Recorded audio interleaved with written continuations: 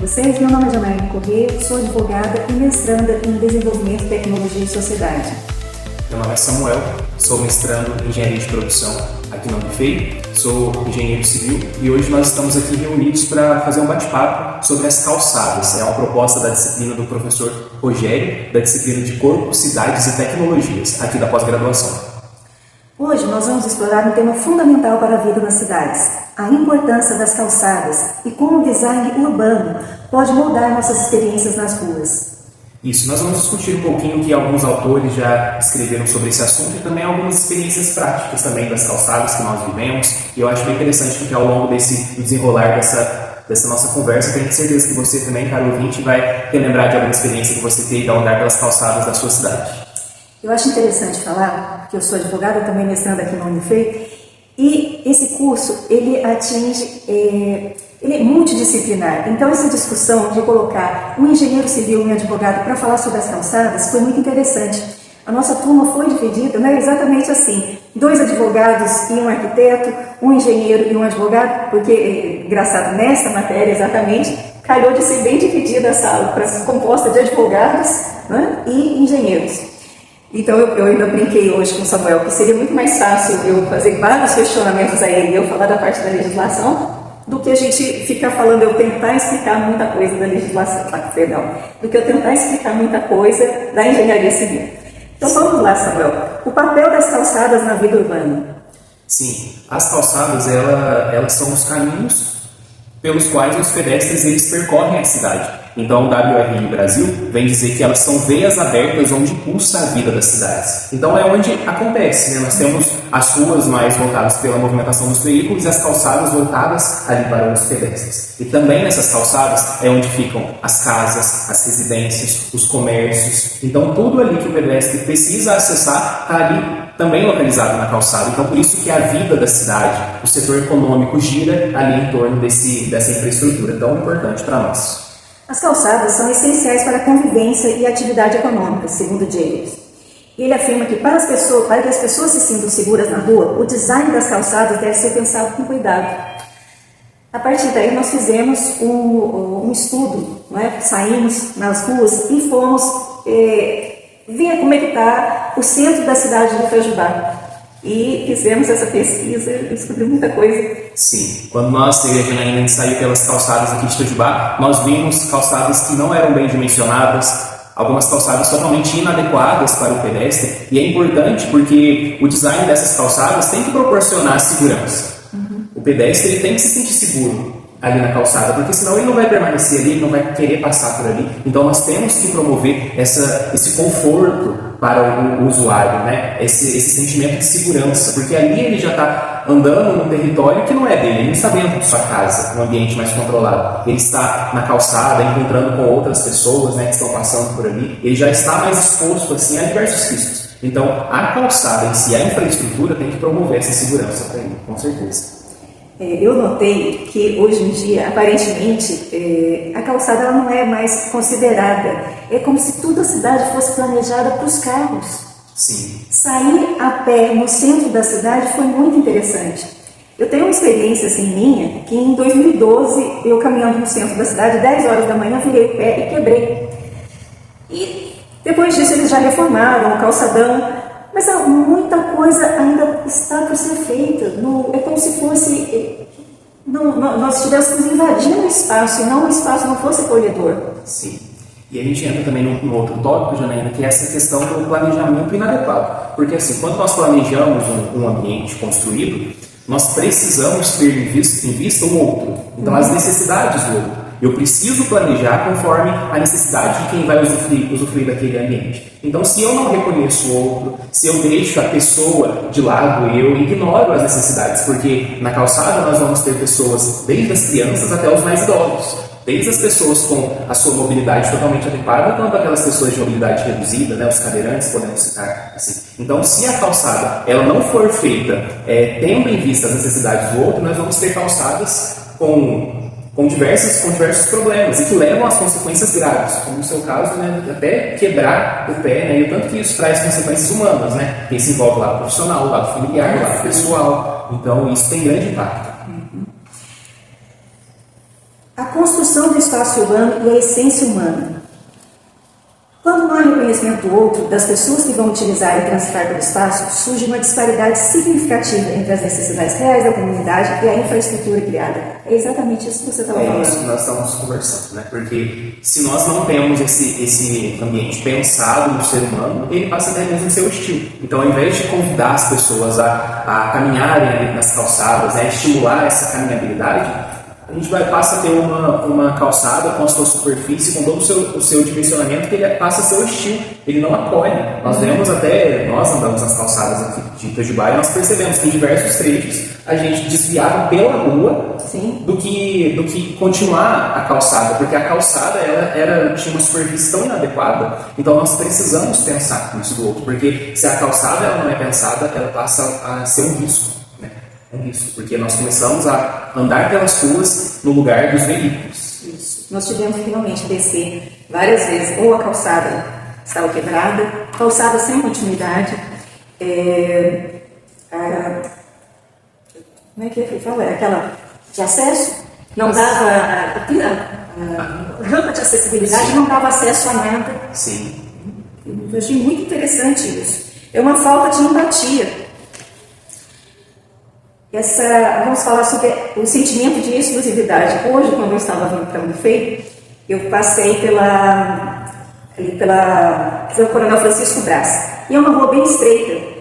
E a pessoa, proprietária de uma loja, ela veio parado o carro na calçada, para que ela pudesse. A calçada já é estreita, a rua é estreita, então para que os outros carros continuassem a passar, ela parou o carro dela na calçada. E o pedestre passa por onde? Esse é um sentimento assim, não, é de uma propriedade, essa calçada na frente do meu estabelecimento, então eu vou estacionar meu carro aqui, não pensa na outra pessoa, no que, como que essa outra pessoa vai atingir, ou mesmo, vai chegar na sua própria loja. Sim, exatamente. Lembro até do dia que a gente saiu para fazer esse estudo, né, para registrar as calçadas de Itajubá, e a gente viu calçadas que tinham um vaso de flor ali. Aquela foi bem interessante. Sim. Uma rua bem pequenininha, assim, eu nem sei o nome, mas o proprietário da residência colocou um vaso de flor na calçada, ocupando a calçada inteira. Sim, e eu lembro de outros exemplos também. Uma casa em que o portão dela abre assim para fora, né, para a rua, e o proprietário abriu o portão ali, trancando a passagem. E deixou aberto. Não tinha nem sinal de alguém perto que poderia, foi apenas por um momento que alguém ia fechar. Não tinha ninguém ali perto. Não, realmente. Outro exemplo é na frente de um comércio, de uma lanchonete, na verdade, uma bicicleta parada ali entre a parede do estabelecimento e o poste. Então, como que o pedestre vai passar por ali se tem uma bicicleta? E ali é uma rua muito movimentada e com muito acidente, inclusive de carro. Sim. Então, e ali a pessoa, obrigatoriamente, ela tinha que descer da calçada para descer da bicicleta. Sim, não tinha outra alternativa, né? E outro exemplo ainda de uma rede de franquias que recentemente se instalou aqui em Itajubá, e um dia a gente passou lá na frente, eles colocaram a grama, né, que provavelmente vai fazer um paisagismo ali, provavelmente é um material que acabou de chegar ali no estabelecimento, eles colocaram na calçada. Descarregaram tudo na calçada, sempre eles tinham um espaço ali para dentro. Exatamente. E descarregaram ali até retirar. Isso. Então, todos esses exemplos, eles mostram pra gente esse sentimento de exclusividade. O usuário, ele se toma a calçada como um ambiente dele, um espaço dele, usa da forma que ele quiser e ele ignora que vai vir alguém, um outro, né? E é lógico, pode vir um outro que tem a capacidade de contornar aquele obstáculo, mas pode vir uma outra pessoa com uma mobilidade totalmente reduzida que não tem essa condição, né? Então, essa pessoa que, quando ela começa a enfrentar esses obstáculos ao caminhar pela cidade, ela fica totalmente desestimulada de frequentar essa cidade, né? Eu acho que muitas vezes todo mundo já deve ter observado, o cadeirante na cidade de Itajubá, ele anda na rua. Então, assim, mas por que ele anda na rua? A calçada não está adequada, não cabe. Não só o cadeirante, mas mãe com um bebê no carrinho. Exatamente. Eu sempre, quando eu passava realmente de carro, eu olhava e falava assim, mas por que está na rua? Por que não está? É inseguro isso. Mas não tem espaço para isso. Sim. Samuel, vamos falar agora de uma parte que é mais a sua área, realmente. Princípios para um design eficaz de calçadas. Sim, as calçadas, quando elas são pensadas, elas têm que levar em conta ali o seu dimensionamento alguns elementos. O WRI Brasil, ele aponta 8 princípios que nós precisamos considerar nesse processo de planejamento e dimensionamento de uma calçada. O primeiro é o dimensionamento adequado. O que isso quer dizer? Um espaço livre. Então você precisa de um espaço livre para que o pedestre ele transite pela calçada. Você precisa de um espaço adequado que faça a transição da calçada para o comércio, né? Para esse acesso ao comércio, à residência, que é o local onde vai ter uma rampa, por exemplo. E você precisa também de um espaço ali de serviço, que é onde você vai colocar o poste, é onde você vai colocar ali um banco, né? Você vai fazer um jardim, porque nós precisamos ter os espaços adequados para cada coisa. A gente viu até alguns exemplos de que o poste é exatamente no meio da calçada, né? Então, mais um exemplo que a pessoa encontra um obstáculo e tem que desviar.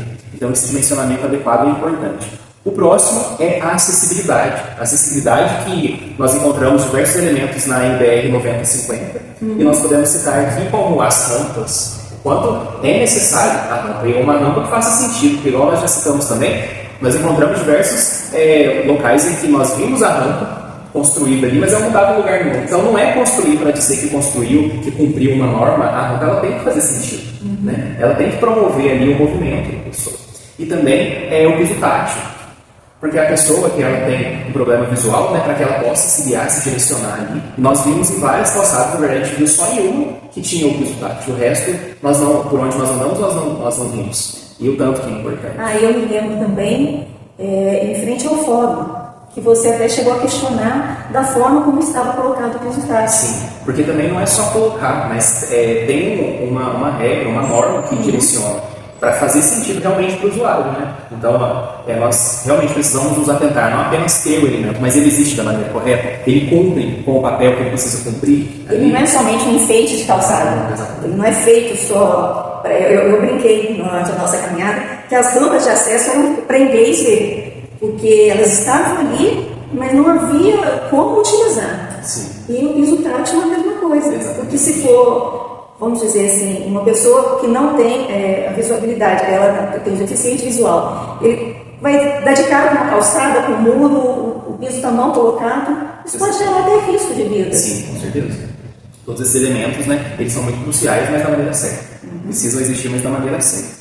Um outro princípio de calçadas adequadas são as conexões seguras, ou seja, é necessário garantir que o deslocamento do usuário seja contínuo. E aí entra um ponto importante, porque a gente viu que em alguns pontos calçadas descontínuas. Ela ia reta, acabava numa parede e recomeçava em outro ponto. Então, nesses pontos, o usuário ele tem que passar pela rua. E é interessante que no lugar que nós vimos, onde faz essa ligação, que a pessoa tem que descer pela rua, tinha algumas motos paradas ali. Então, é toda uma complexidade ali, que você não tem um caminho seguro para percorrer. Ali teria que tirar uma vaga de estacionamento e fazer uma curva na calçada, uma coisa assim. Mas teria que ser pensado no pedestre. E não que ele vá passar no meio das motos e descer novamente da calçada. Um cadeirante, alguém com deficiente visual, eu não sei, daria de cara no muro. Exatamente, e é um grande problema. Sem contar que naquele ponto específico, vai ter um ponto depois que a gente vai até discutir, mas a inclinação da calçada é uma inclinação até exagerada demais. Então a pessoa ela pode perder facilmente o equilíbrio ali também e vir a passar por uma situação complicada, né? Até mesmo o risco de cair de uma queda. Outro ponto importante é a sinalização coerente. Então nós precisamos de uma comunicação visual, né? Então entra também a questão do semáforo para o pedestre, né? Realmente dessa sinalização que comunica o pedestre. Hoje nós vemos, na sua grande maioria, uma sinalização voltada para os veículos, mas e para o pedestre? Precisa também, para que ele se sinta orientado, para que ele não se sinta perdido ali ao fazer o seu percurso. Um outro ponto é um espaço atraente. O que isso significa? Não é só ter, é lógico que existem lugares que não vai ter condição de ter isso, mas no centro de uma cidade nós precisamos sim promover calçadas que as pessoas queiram não apenas passar por ali, mas que sejam um ponto de encontro. Então nós precisamos incentivar o uso de um mobiliário, né, um banco que a pessoa vai se sentar para conversar com alguém, até mesmo para descansar. Né? A pessoa muitas vezes tem saúde debilitada e ela ao caminhar se sente cansada e quer sentar para descansar um pouco. Isso aliado também a uma vegetação, quanto é bom a gente ver árvores. Isso, né? Nós nem entramos nesse assunto, porque cada vez mais a gente vê que é só calçada e nenhuma árvore. Sim. Só a calçada. Em alguns lugares a gente vê árvores até mesmo assim muito antigas, talvez até centenárias, mas a raiz dela ali também não foi tão bem cuidada, né? Então ela foi crescendo e foi destruindo a calçada, né? Então é um ponto também, não é só colocar ali a árvore, mas é essa manutenção, esse saber conservar. E saber qual árvore também é o ideal para plantar. Até isso tem como ter uma previsão, não é? Sim, precisa entrar nesse ponto também no planejamento. E o quanto que uma vegetação, uma árvore faz sombra, né? E quantas pessoas ao caminhar pelas cidades procuram, né, uma sombra que isso. Outro ponto também é a segurança permanente. O que isso quer dizer? Elementos como, por exemplo, a iluminação pública. Porque durante o dia, num dia de sol, tudo bem, mas e à noite? A calçada ela tem que ser segura em todos os momentos, né? Então, ter esses equipamentos de segurança, como a iluminação pública eficiente, né? Que às vezes até tem, mas não tem a manutenção que preserva ela. Outro ponto é superfície qualificada. E aqui entra até naquela questão que você até mesmo tem que quebrar o pé, né? Porque nós percebemos claramente que as superfícies elas não são adequadas ali. Superfícies irregulares, a transição da calçada de um proprietário para o outro, às vezes não tem essa transição correta, tem um desnível ali. Aí nesse ponto entra a legislação, porque é obrigação do proprietário cuidar da calçada. É ele que escolhe qual piso vai colocar e os cuidados. Porém, isso deveria ser mais fiscalizado. A prefeitura tem que fiscalizar mais isso, porque um piso que for escorregadinho não é qualquer coisa que você pode colocar na sua calçada. Sim, exatamente. E nós vemos muitas vezes o caso das pessoas se preocuparem mais com o interior da sua residência, com o interior do seu estabelecimento, do que ali a calçada. Né? Então tem que acender essa luz de, opa, ao cuidar da calçada, eu também estou cuidando do usuário do meu estabelecimento, do meu cliente. Né? Eu estou querendo recebê-lo, eu estou fazendo de tudo para que ele seja bem tratado, para que ele chegue bem até o meu comércio. Essa recepção começa muito antes do cliente adentrar a loja, né? Ali na calçada mesmo. Uma calçada convidativa. Um outro elemento é a drenagem eficiente, porque nós precisamos de uma infraestrutura urbana que ela seja resiliente. Então nós precisamos de uma drenagem que seja pensada para que retire, quando chove, né, essa água pluvial, ela seja escoada, ela não acumule ali. Então nós precisamos de uma inclinação, a norma até nos diz, né, uma inclinação transversal, uma inclinação longitudinal que permita que essa água ela vá, não acumule, mas ela vá escoando. Né? E nós vemos hoje em dia o quê? As edificações que captam ali no seu telhado, na sua cobertura a água e direcionam direto ali para a calçada. Aí a pessoa está passando um dia de chuva, ela segura o guarda-chuva ali, mas o pé dela é o quê? É inundado pela água. Né? Então, essa drenagem ela sempre precisa ser pensada. Não é de qualquer jeito, né? Eu querer tirar a água de dentro da minha residência, da minha casa e jogar na calçada. Não. Vem de encontro novamente com não enxergar o outro. Exatamente. Eu entrei na minha casa, guardei meu carro na garagem, e o outro é um problema dele, como que ele vai chegar na casa dele ou onde ele quer ir. Isso, nós precisamos ter isso em mente. Todos esses princípios, eles visam, então, calçadas bem adequadas para as nossas cidades. Né? E hoje em dia, um ponto importante é que nós vemos calçadas mais pensadas ali no centro da cidade, na periferia. Acho que nós nem podemos chamar de calçada, né? Porque tem lugares que realmente nem tem. Então esse pensamento precisa ser disseminado aí na nossa sociedade, ganhar cada vez mais força para que essas calçadas adequadas e esses princípios sejam aplicados em toda a nossa cidade, né? Em todo o território. E a inclusão e diversidade nos espaços urbanos? Eu quase ia roubar uma fala sua, do projeto com empatia. Como que funciona isso? Funcionaria?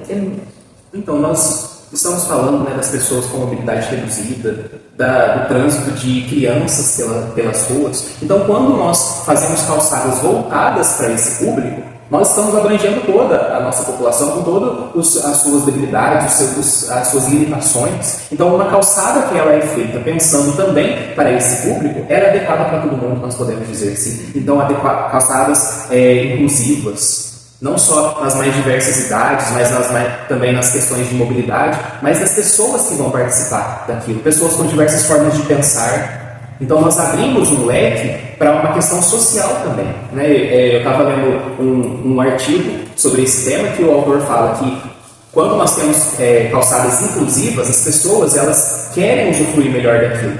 E daí uma pessoa puxa o papo com a outra, e ali começa a se relacionar. Tudo porque começou lá atrás, começou no planejamento dessas calçadas. E isso interfere em quê?